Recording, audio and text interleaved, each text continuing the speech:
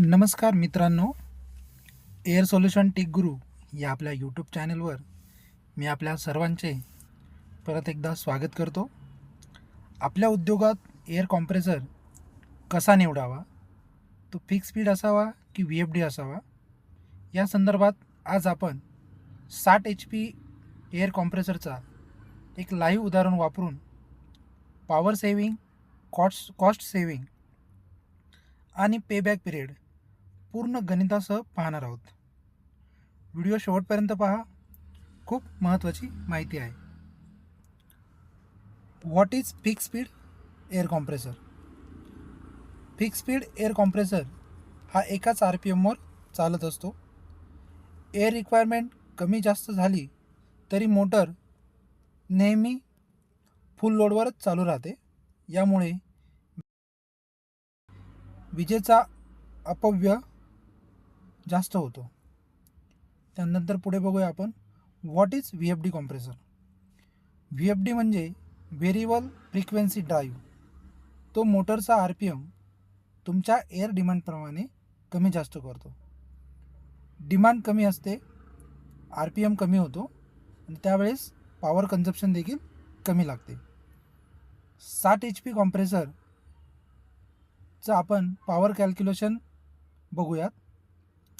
आता याद्वारे आपण गणिताचा एक मुख्य भाग समजून घेऊयात. 60 HP कॉम्प्रेसर त्याला 45 किलोवॅटची मोटर लागते. फुल लोड पॉवर विथ लॉसेस जर आपण या ठिकाणी पकडला तर अप्रॉक्सिमेटली 50 किलोवॅटची त्याला पॉवर खर्च होते. त्यामध्ये number 1 fix speed compressor power कन्झप्शनचं या ठिकाणी आपण गणिताद्वारे समजून घेऊयात. फिक्स स्पीड 60 HP कॉम्प्रेसर साधारणपणे ॲव्हरेज लोड पर्सेंटेज 70% असतं आणि त्यासाठी पॉवर युजेस हा 50 किलोवॅट असतो. 50 kilowatt into 0.7 is equal to 35 kilowatt प्रति तास. फिक्स स्पीड एअर कॉम्प्रेसरमध्ये जवळपास 35 किलोवॅट प्रति तास ही पॉवर कन्झप्शन होत असते. आता आपण VFDचं बघूयात. Number 2 VFD compressor power consumption. VFD compressor power consumption. VFD साधारणतः 25 ते 35% एनर्जी सेविंग देते. इथे आपण 30% सेविंग पकडूयात. त्याचा जर ॲव्हरेज लोड पॉवर आपण कॅल्क्युलेट केला तर 35 किलोवॅट होतो. -30% इज इक्वल टू 24.5 किलोवॅट प्रति तास. म्हणजे आपण फिक्स स्पीडचं जर बघितलं तर 35 किलोवॅट प्रति तास आणि VFD कॉम्प्रेसरचं बघितलं तर 24.5 किलोवॅट प्रति तास. आता आपण जर मंथली इलेक्ट्रिसिटी बिल दोघांचं कम्पेअर केलं तर आपण असं ॲझ्युम करून चाललं की आपल्या फॅक्टरीमध्ये 12 तास काम चालतं प्रति दिवस. जर आपण याचं 26 दिवस विचार केला आणि आपण आपल्या कारखान्यामध्ये जी वीज येते त्याचं युनिट जर आपण 10 रुपये पकडलं तर फिक्स स्पीड मंथलीची जी काही कॉस्ट आहे ती आपण पुढे समजून घेऊयात. 35 किलोवॅट इंटू 12 तास वर्किंग हावर्स इंटू 26 दिवस is equal to 10,920 kilowatt per hour.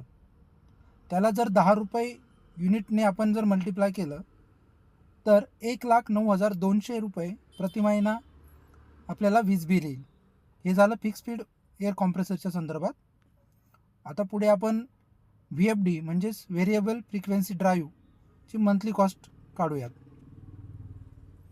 24.5 kilowatt गुणिले 12 तासाची आपली शिफ्ट आहे, गुणिले 26 दिवस जर आपण केले तर 7,644 किलोवॅट पर हावर इंटू 10 रुपये प्रति तास बरोबर 76,440 रुपये प्रति महिना आपल्याला या ठिकाणी VFD कॉम्प्रेसर वापरलं तर बिल येऊ शकतं. जर आपण दोघांमधला जर डिफरन्स पाहिला तर फिक्स स्पीड एअर कॉम्प्रेसर हे महिन्याला 1,09,200 रुपये इतकं वीज बिल येईल.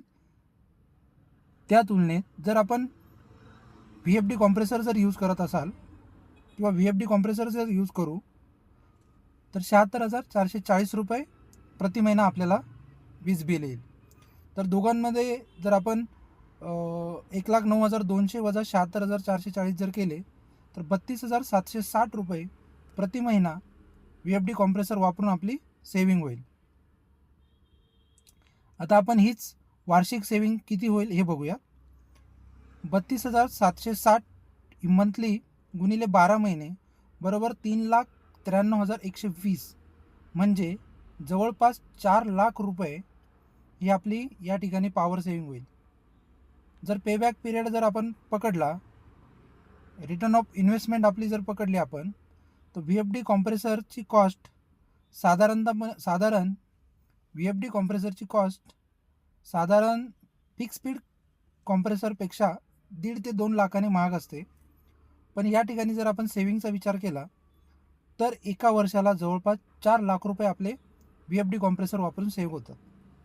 म्हणजेच जर आपण पेबॅक किंवा रिटर्न ऑफ इन्व्हेस्टमेंटचा विचार केला ते 6 ते 7 महिन्यात आपली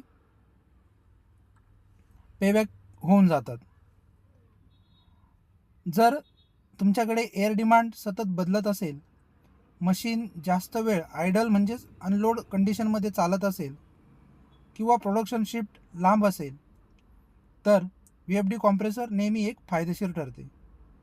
60 HP कॉम्प्रेसरमध्ये VFD वापरल्यास जवळपास 4 लाख रुपयापर्यंत सेविंग होतात. मित्रांनो, हा आकडा